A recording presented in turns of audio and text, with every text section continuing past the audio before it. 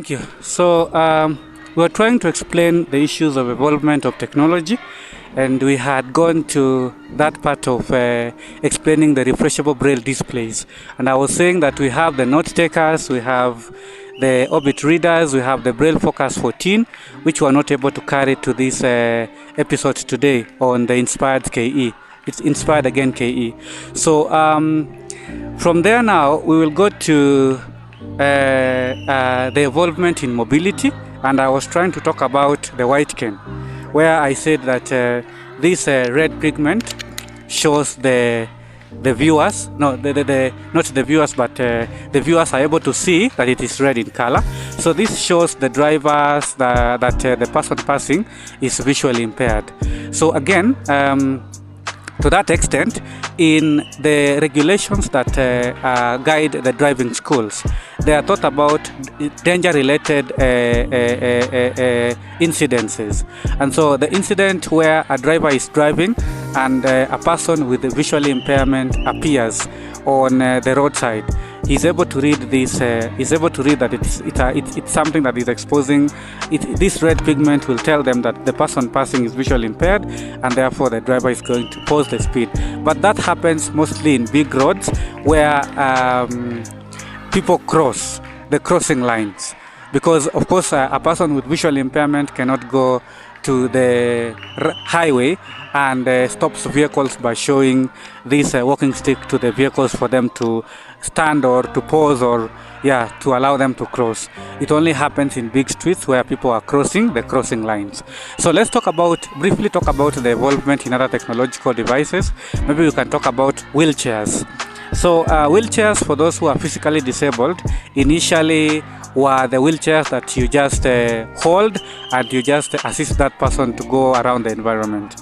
But now we have other wheelchairs that are even able to climb the stairs, because we have motorized wheelchairs which use electricity. You just charge them and they can move efficiently and effectively, allowing persons with who are physically disabled and those who are using wheelchairs to have ease in terms of mobility and walking around the environment. One of the advantages, Yes. they're able to climb the stairs. Yes, they have the ability to climb the stairs because they are motorized wheelchairs.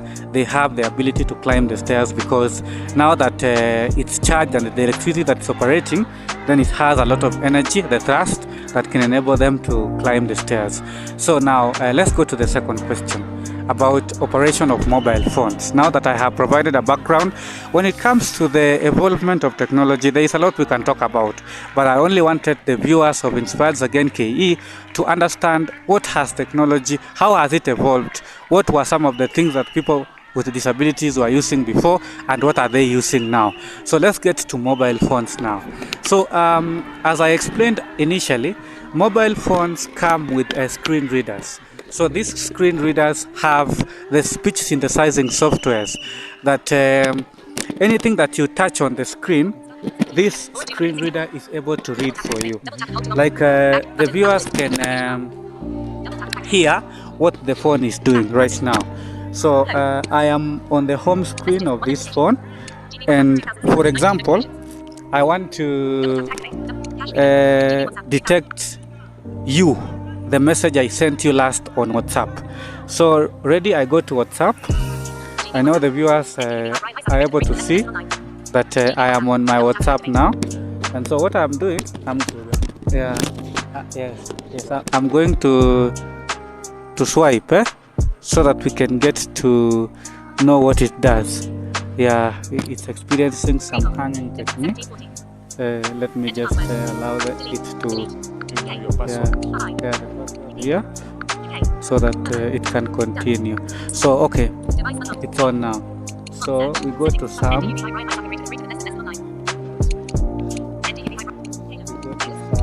Leave for my name, right? We are there. Sam KU. So I saved you as Sam KU. So the last time that the text you texted is hi bro, and the viewers are able to see. So how am I able to read this text? I must listen to this assistive device, to this screen reader reading the text for me. So like it has said, Yesterday, hi bro, you sent me the message at 7 or 8 a.m. in the morning. So I will say Jambo. Jambo, I sent you Jambo at 8:36 a.m.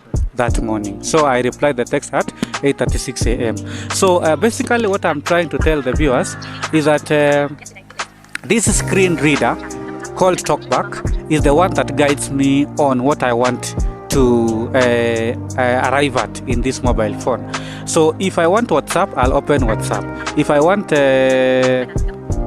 phone, I will open phone. So there is phone, as you can see. So as you can see, this is a keypad, the one that you put numbers, and I can put some number 07. Let's 228 5A65. No, this is 8. So Maybe it's even like you're used to it because you are clicking fast and then. So what I'm doing, the viewers are wondering, I'm doing what is called approximation, because it's a mobile phone. I've been interacting it over 1 year ago. I already know where the numbers are. I must not swipe like this for me to get to those numbers now. So this is now what we do. So this screen reader is able to read everything. It's able to read the messages, like for example, we can launch messages.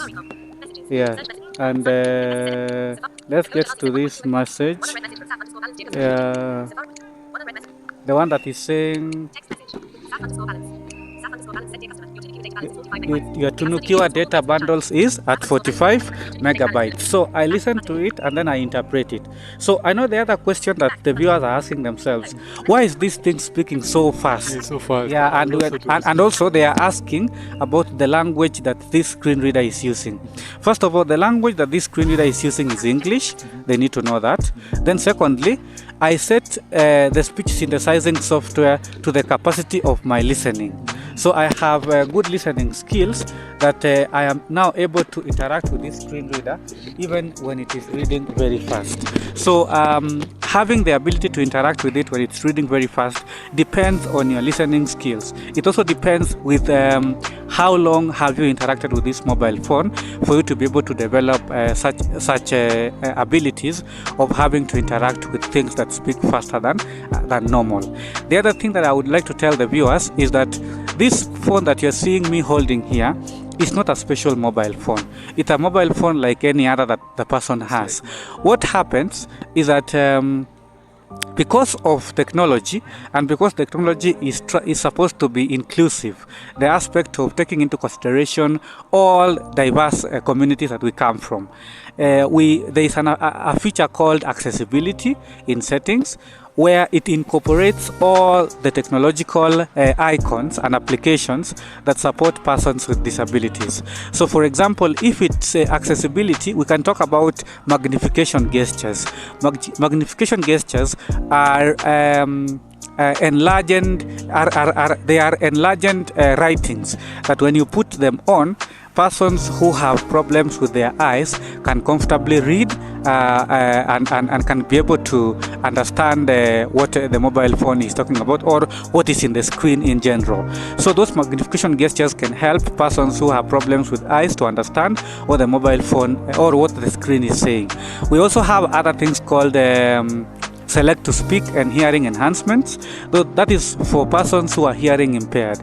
We have the icons that when they are activated, they can easily use their mobile phones because they provide them even with amplification, where you can go with the earphones to another room and you can even operate your phone from where you left it. So those are the issues that are around visibility and hearing enhancements, and that's under the accessibility features to support persons who are hearing impaired. So these synthesizing softwares also are incorporated in our lifts, the lifts that we have in the buildings. So those lifts have the synthesizing softwares, so that whenever you click, you press the button on the lift, as you wait for it to come, it will be able to direct you using the speech synthesizing software that the lift is coming. So when you enter that lift, we have braille symbols those symbols are made in a way that when you touch it and you know that this is floor number 1, and when you press it, when it has taken you to floor number 1, it will say that first floor, and it will say that the door is open. Another So question, Korir, yes, is that how has technology made you feel like life is easier in computer programs and software? that is what I wanted to talk about next, because we want to talk about it next. So for computer, as I introduced earlier, there are speech synthesizing softwares. So when we talk about a mobile phone, we are talking about a speech synthesizing software called TalkBack. But when we're talking about computer now, we go to a screen reader called NVDA. So NVDA in full is non-visual desktop access. Non-visual desktop access. So we have other screen readers, but the one that most of the people are using it, and the one that is very available for now, is NVDA. Because we have another one called JAWS, JAWS, that is in full job access with speech.